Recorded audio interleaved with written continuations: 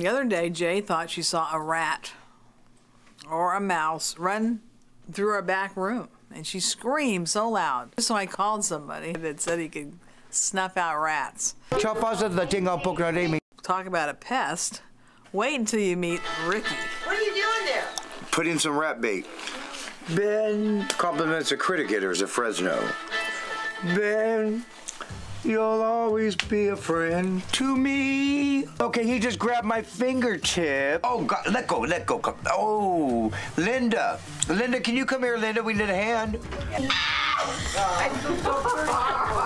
No, you're not. No, you're not. No, you're not. Not. I see rubber gloves down by, you know. He has a normal-sized prostate for a rat, and it's not a mice, it's a rat. It's a male rat. Oh, my God. No. What is that? Why are they such women? We want to make him, come here. What the hell are you doing with that thing on your nose? He's a huge. How do you know how huge this rat? Pull my finger, I'm gonna pull the glove off. Oh, you're full. They don't like those on toes, girlfriend. What the heck are we doing? We baited back here, okay? Swear, I'm dead serious about this rat. Don't jack around with me now. Well, Dad didn't have 24 pounds of food up here, y'all. The bait's there, and then I'm gonna put some liquid bait on the other side. What do you mean? See that pouch? Have you touched any of that powder bait? Come here, baby. Wait a minute, where? Whoa! Ah! Oh, no, it's okay, Linda. Where is it? I don't see any. Well, of course you don't see it yet. Well, then what? Well, he ran with all that screaming. What do you think? He's gonna come out? Why? No, He'll be dancing around. You were gonna show me the bait.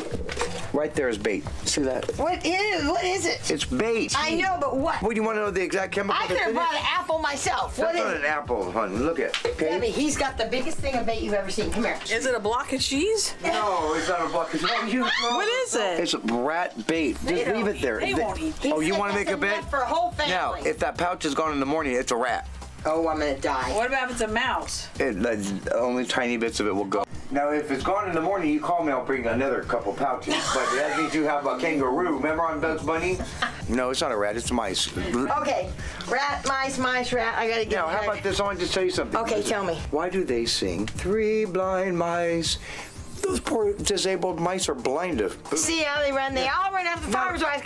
Sorry, mate. 3 mice. We're singing such a sick song about blind mice, so they're disabled mice running around blind. Okay, so they're disabled, they're deaf, and they're dumb. And they're getting ran over by a butcher's knife and been their tails cut off, and now they got no tails. Now they're 3 tailless blind mice. And they got a prostate. Linda was freaking out. I don't know if it was because of the rat or some other reason. You gotta think like a mouse. You got on my mind. You can lay with Linda on your mind. I don't give a rat what you do. Linda? No, David. I mean, Linda? Steven. No, David.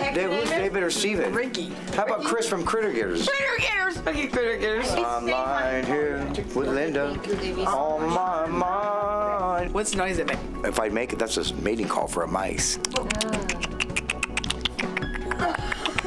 Oh, no. Cut. Yes. Cut the cheese. We're done. The next day we found out there was no mouse. Either the poison worked or Ricky scared him away.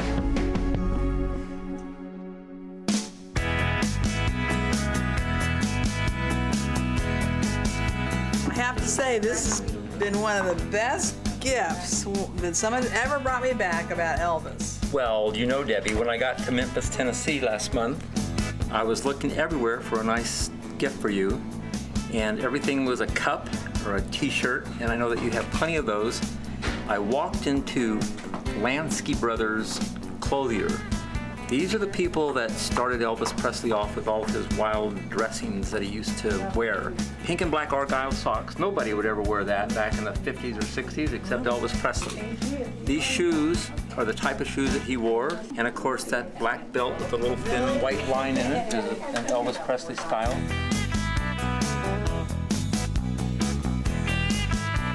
The Lansky brothers, who are stationed now in the lobby of the Peabody Hotel, which has a great history in Memphis, they used to dress all the African-American musicians on Beale Street.